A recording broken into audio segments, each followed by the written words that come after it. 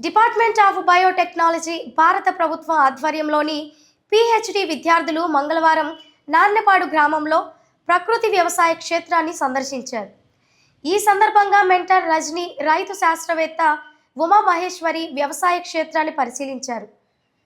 ఈ field visit భాగంగా జిల్లా ప్రకృతి వ్యవసాయ project manager K Amalakumari, PhD విద్యార్థులు యశ్వంత్, స్వాతి, శృతిరంజన్లకు ప్రకృతి వ్యవసాయంలో అమలవుతున్న వివిధ విధానాలపై అవగాహన కల్పించారు. ఈ సందర్భంగా ఆమె మాట్లాడుతూ, నాట్లు నారు కొసలు త్రుంచి బీజామృతంలో ముంచి నాటడం వల్ల పంటలు చీడపీడల నుంచి రక్షణ పొందటమే కాకుండా మొక్కలకు అవసరమైన అన్ని రకాల పోషకాలు నేల నుంచి లభిస్తాయని తెలిపారు. అలాగే నేలలో సూక్ష్మజీవులు అభివృద్ధి చెంది భూసారం పెరుగుతుందని వివరించారు. తక్కువ పెట్టుబడితో స్థిరమైన దిగుబడులు సాధించవచ్చని, భూసారం పరిరక్షణతో పాటు పంటల ఆరోగ్యం మెరుగుపడుతుందని పేర్కొన్నారు. బీజామృతం తయారీ విధానాన్ని ప్రత్యక్ష డెమో రూపంలో చూపిస్తూ దాని వినియోగం ప్రయోజనాలపై క్లుప్తంగా వివరించారు.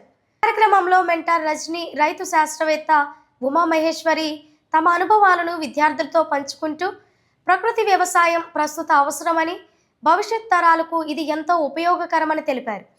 ఈ ఫీల్డ్ విజిట్ ద్వారా విద్యార్థులకు ప్రకృతి వ్యవసాయంపై ప్రాయోగిక అవగాహన లభించిందని నిర్వాహకులు తెలిపారు.